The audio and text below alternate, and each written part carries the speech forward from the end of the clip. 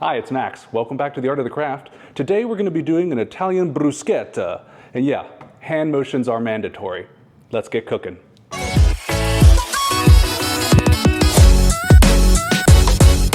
In Italy, your bruschetta can have just about anything on top of it. But in America, the tomato is almost ubiquitous, so we're going to go ahead and do it that way. I've actually got two ways to show you how to do this bruschetta. The first is with a fresh tomato. It's the most traditional and my favorite, but you really have to have good fresh tomatoes. The other way is going to be with a cooked or stewed tomato. Let's start with the first thing. That's the toast, the bread. The key is not to get something so big and massive that you're not going to taste the tomatoes. Really, the bread is more or less just a vessel to get the tomatoes into your mouth. I've toasted it in the oven. It's a little bit of char, a little bit of browning on it.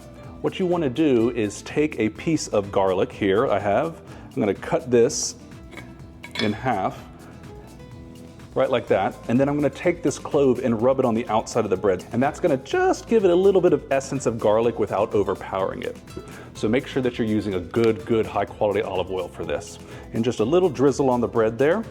I've got some really great tomatoes here. These are Roma tomatoes that I got from the farmer's market that are just at the peak of freshness here. It doesn't matter what type of tomato that you use. You could use grape tomatoes, Roma tomatoes, you could use hothouse tomatoes, on the vine, ugly heirloom tomatoes. You just want the freshest, most in-season ones that you can get. So you're gonna take your tomato and you're gonna cut it up and you're gonna do it in manageable pieces. So I like mine pretty thin, so I'm gonna go ahead and make some cuts down here. Then I'm gonna cut along the bias, just like that. This is a technique that I learned from my chefs to do really uniform and fast mincing. So I'm cutting along the outer edge of the tomato, just like this right here, and then we'll cut along the top of it and then across. And what that's gonna do is give you a really fast mince, and it's gonna be a very uniform mince. So here we go. And there you can see all of these pieces now fall out into a beautiful little, almost a confetti of tomatoes. So let's take these tomatoes and we're going to put them in a bowl here. And if you had grape tomatoes, you could just cut them in half. If you've got larger tomatoes, you just want to make sure to cut them down into size that you can put on a toast. It doesn't matter how big or small they are, it's just relative to the toast and how you fit it into your mouth, really. In Spain, when they do a pan con tomate, they take the tomato and they kind of rub it against almost like a cheese grater, and that pulls out a lot of the pulp and separates the seeds in the water. Okay, now that we have the tomatoes done and our bread set aside, I'm gonna add a little bit of fresh herbs from my garden, so let's go get those. Okay, I'm back with my fresh herbs here. I've got some beautiful fresh basil. This particular one is called Genovese basil. It's Italian basil. Sweet basil is also what it's called. And then I've got a little bit of spring onion. So let me show you what to do here. I take these leaves and I put them on top of each other, and you see they're all sitting here on top of one another, and you're gonna roll them together just like this. And what we're gonna do is called julienne. So you roll them really tight and you take a very sharp knife and you're gonna cut along the bias just like this. And what you're doing as you cut is you're making almost little thin confetti-like strips. So this is julienning the basil. So we'll take this, we're gonna add this to our bowl. Good. And let's do the same thing to the onion now.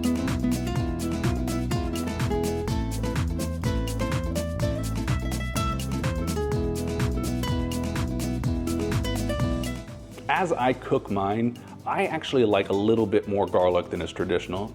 Put this into a garlic press here. I'm gonna press that and get that into the bowl. It's just a little extra garlic. If you're not a big garlic fan, don't worry about it. You can leave that part out, but I like a little bit more. I wanna put a little bit of olive oil in the tomato mixture, just a touch. Now it's important to add a little bit of acid to this dish. Balsamic vinegar is probably the most traditional. I actually like a little bit of lemon. I always think the brightness of a lemon is good. And finally, let's add some salt and pepper to it. So I've got a little bit of flake salt. It's really high quality and it gives a nice texture and crunch. And also cracked black pepper. Now let's toss everything together. Go ahead and get your toasts out. I'll just cut this in half. I like to do them a la minute, or as they're being eaten. If the tomatoes sit too long on the bread, it tends to get the bread soggy. So having the tomato just spooned on as you go, people just go crazy for it. And there you go, that's your bruschetta. Really easy, really fast, really fresh. I'm gonna take a bite of this just for quality's sake. Oh. Tomatoes are always like eating summer. It's wonderful. Okay, so now let's move on to variation number 2. What I do when I don't have fresh spring tomatoes is I'll take a bunch, slice them in half, olive oil, salt, and pepper in the oven, and stick them in there for about 3 to 4 hours at 275 to 300 degrees. What you're looking for is this right here. Once the tomatoes look like this, that's when you know they're ready to go. All I'm gonna do is take one of these tomatoes here, right on top like that, a little bit of lemon juice for acid. I've got a little bit of fresh basil left over here, so let's just top that there. Let's give it a shot.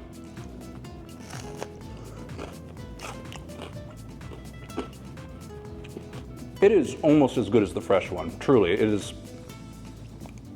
It's just such an intense tomato flavor. You're really gonna enjoy this. So you got 2 fantastic options here. You've got a fresh bruschetta and you've got a cooked tomato version. So no matter what time of the year it is, you can enjoy them. Catch you next time.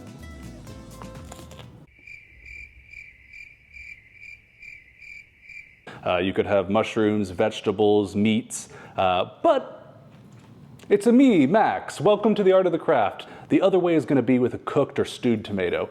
That you can do almost any point of the year. That's the dog in the background.